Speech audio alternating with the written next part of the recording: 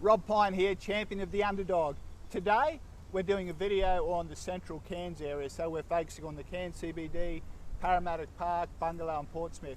And we've come across resident of the central Cairns area, Shane Cuthbert. How's it going, Shane? It's good, Rob. It's a pleasure to be here at the Cairns Wharf Terminal with Rob today, so always a pleasure. Shane, you're well known as a young local business person and also as a philanthropist and someone who gives a great deal to the community. How many years have you been in Cairns now, Shane? I've been here for about 5 or 6 years now. When I first got here in Cairns, I was going through a few struggles, and I was actually sleeping on the Esplanade.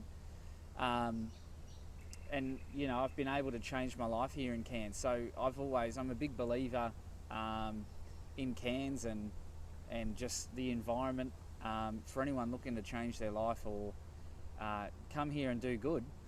It's a great place, great spot. Shane, you've made that journey from Struggle Street to someone who is now part of the Cairns business community. Why do you find the need to give back?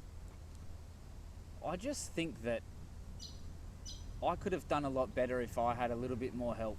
And so that's why I want to help others, because I just think I went through a lot that was probably unnecessary. I see other people now, even people in Cairns. We've got a big homeless issue in the Cairns CBD, and I think that if we all work together, we could all just make a few changes that could make Cairns a better place. So while I focus a lot on the income inequality and the fact it's so much harder for some people, a lot of your material seems based on people's state of mind, and that sometimes we're our worst enemy. Could you expand on that? You do think that, say yourself and others, by the frame or the way you think about the problems you're facing, can help you get ahead? Yeah, look, I'm studying psychology and law as well, as you know.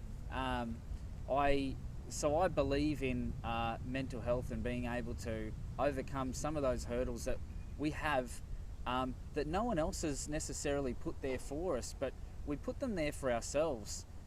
Quite often we do have those hurdles because of, you know, our past or our childhoods and traumatic events in our lives, and I think it's really important for me to help other people overcome that.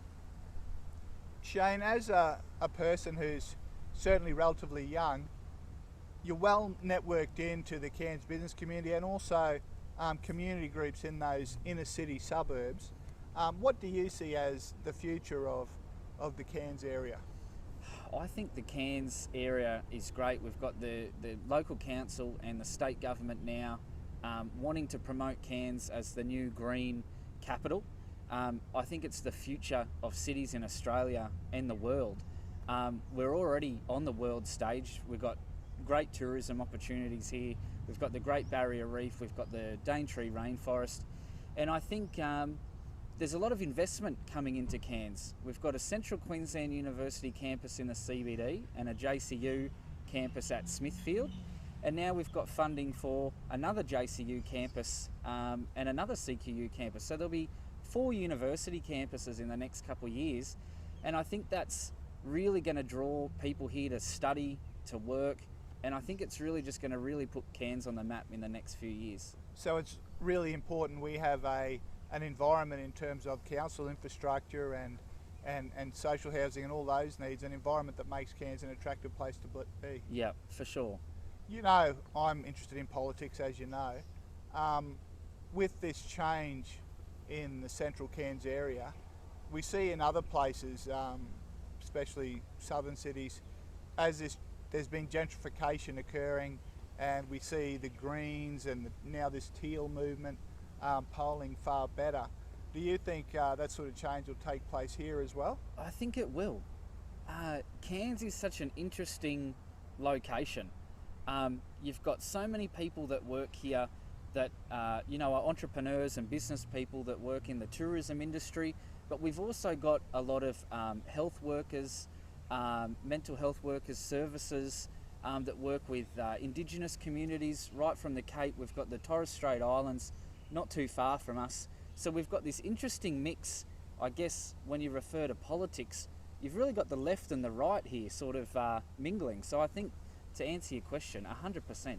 Yeah. Well, in terms of the major parties, that vote seems to be going down all the time. So I think there really is potential for progressive politics to eat away at that. And speaking of progressive politics, when I was first on council, we received, I can't remember. I think it was about 300.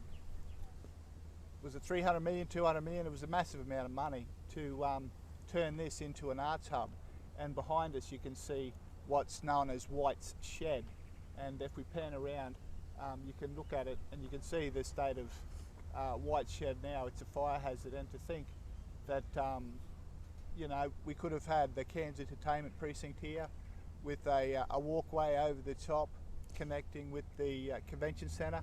It would have been an amazing thing for Cairns, but of course that's something that's been lost to our city now through poor governance at the council level. It's really disappointing when you've got, in our background here, you've got the Cairns Cruise Liner Terminal, Hemingway's, you've got Wolf One Cafe just up behind us.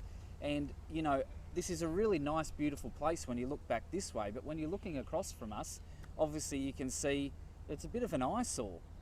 When the cruise liners pull in, the first thing they see is this big old dilapidated, unsafe shed. So, yeah, no, exactly what you're saying, Rob. I can see where people are coming from with that issue. Well, maybe one day the Cairns Entertainment Precinct will be revisited because the same need is there and the same opportunities. So hopefully we'll get people at all levels of government committed to that. But yeah, thank you very much for your time, and I look forward to staying in touch around issues about the central Cairns area.